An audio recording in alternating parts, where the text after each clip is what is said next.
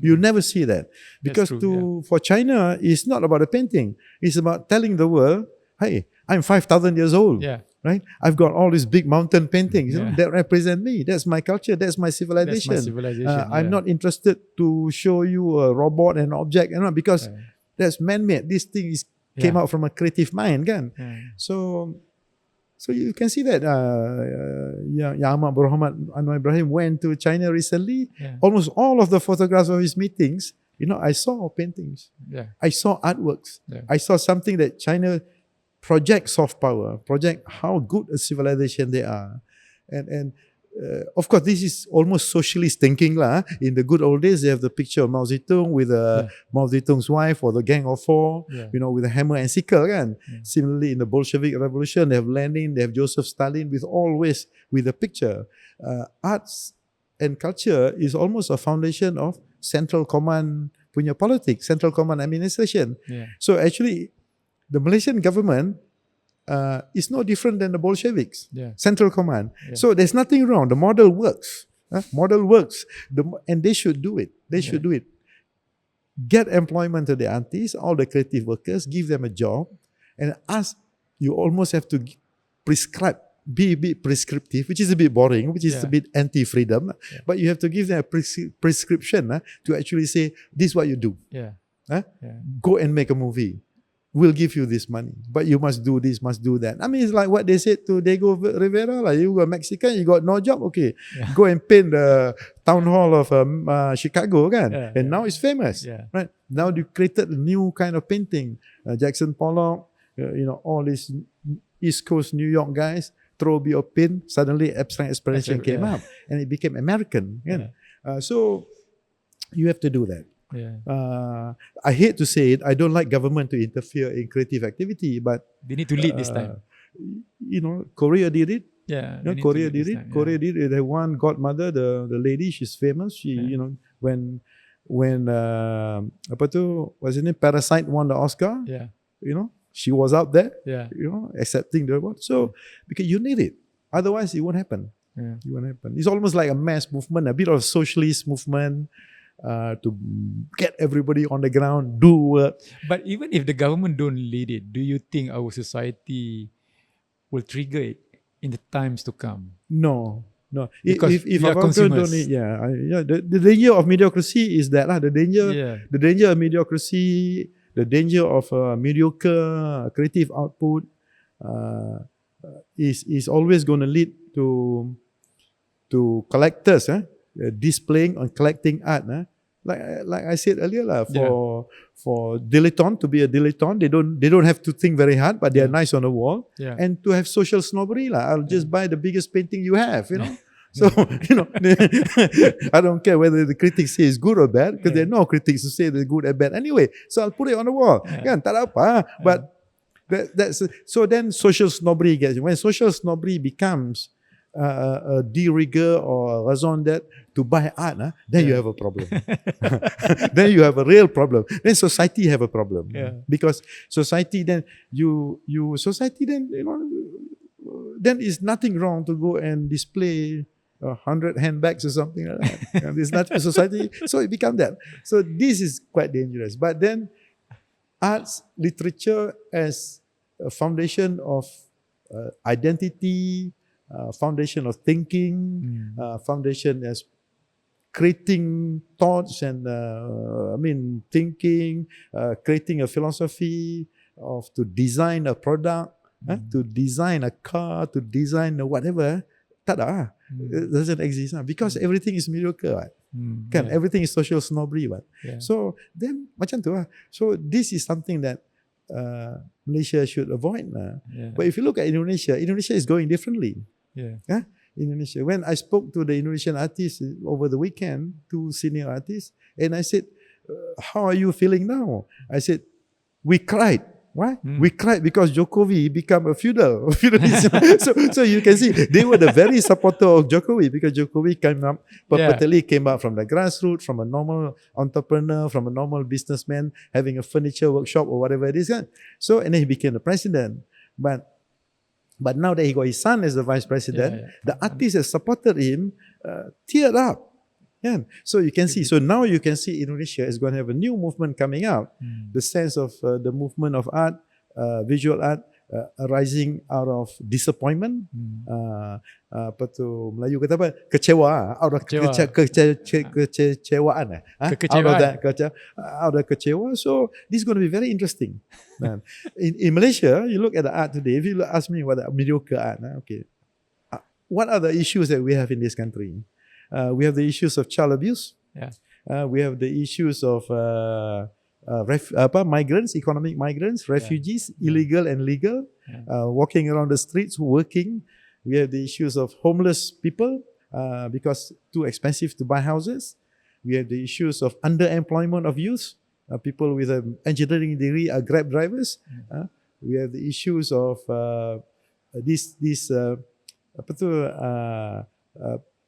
politicians who truthiness, the bending of truth, massaging truth, bending of truth amongst politicians, politics apa semua kan. So the politics of truth, facts, fakta and auta. So a lot we have, but can you tell me how many artists in Malaysia are addressing those issues? Even my Malaysian artists of ethnic Indians, for example, kan, they have huge problems about child abuse, about alcoholism, about poverty, about urban isolation, but none of them are producing that kind of work. They're all still painting flowers, you know. So where are so you can see. So if you're a collector of art, I mean, how many flowers can you buy? Painting of flowers can you buy? And put on your wall? Not many, you know. So jadi this is the issue. Semua going for financial security first. No, but if you produce mediocre art, I can guarantee, you can never get the value. The value is a depreciating asset. It will never be an appreciating asset. But I suppose it comes to this, like, I graduated. I'm a graduate like anybody else, like the accountant next to me.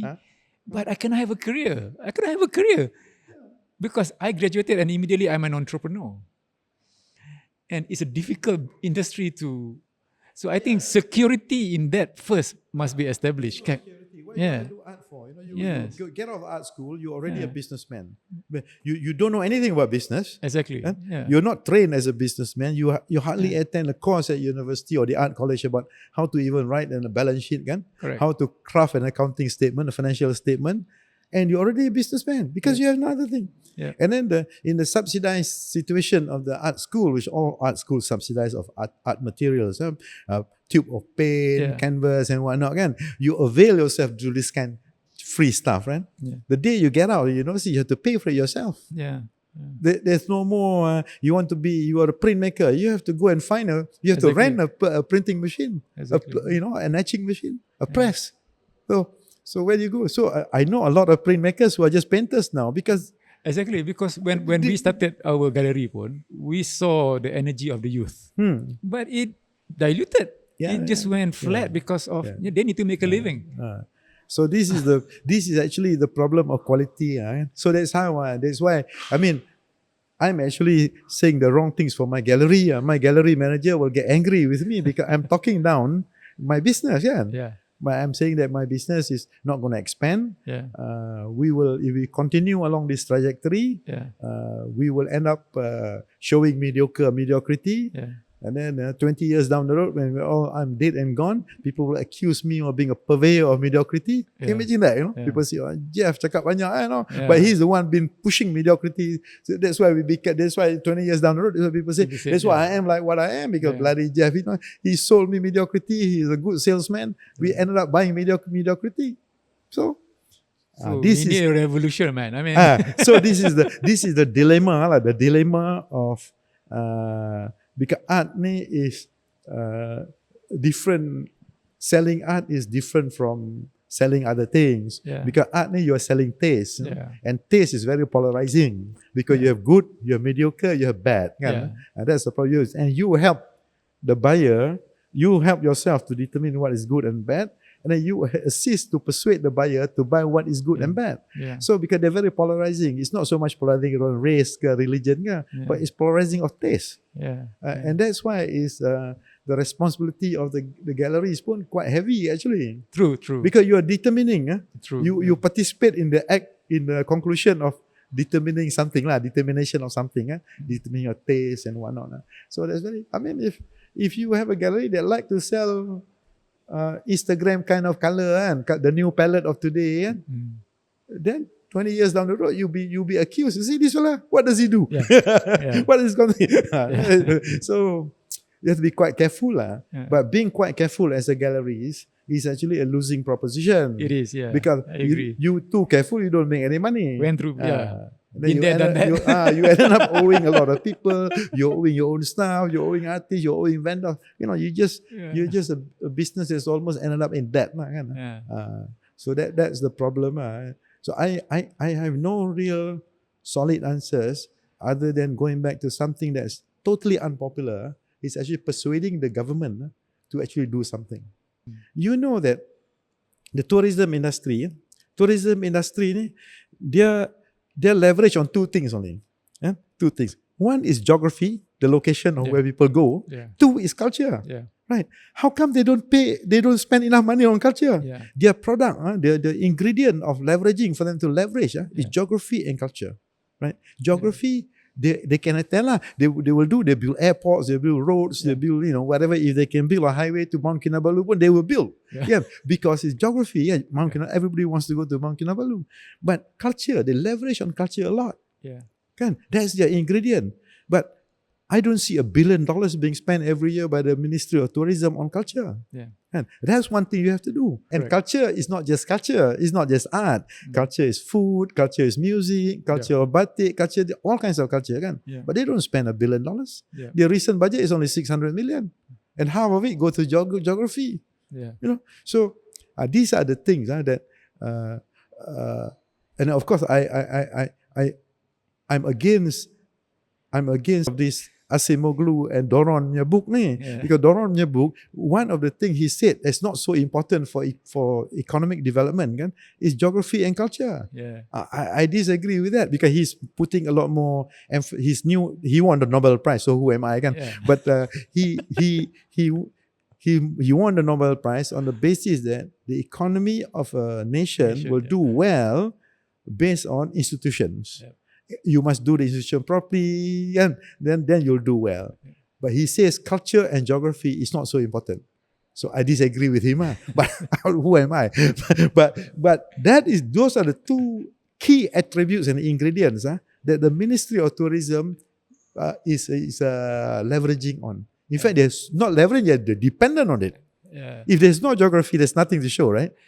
There are no beaches, there are no mountains, there are no forests, there's nothing to show. And then if there are no roads to the forest or near enough to the forest to bring people there, there's also nothing to show. You can't show what you have. And then there's culture. Government the budgeting people must really look at the... It's not really rocket science, You can look it's at not Dubai. rocket science. You can look at Dubai, which is desert. Okay. And...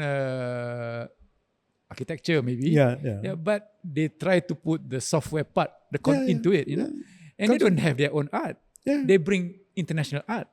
Second one is Singapore. Singapore is very clear because they want it to be the hub. They want to be the logistics hub. Actually, it's logistics play. Logistic business. It's logistics of money, which is the banking system. The logistics of traveling, which is the transport, which is the airports, blah blah blah, and the logistics. Now they want it to be the logistics of art, of culture. And to be the repository and to be the reference center of all art that is Southeast Asia. So you don't have to go to Yangon to see Burmese art. You just come to Singapore. You want to go research. You want to research on Latif Mohiuddin. You want to research on Ibrahim Hussein. You want to research on Patrick Ng, whatever. You don't go to Balai. You just go to the NGS, access the library. You have everything. And then they buy one or two just to show that, you can read about them, but you can see them also and their work. So they are very cultural hub.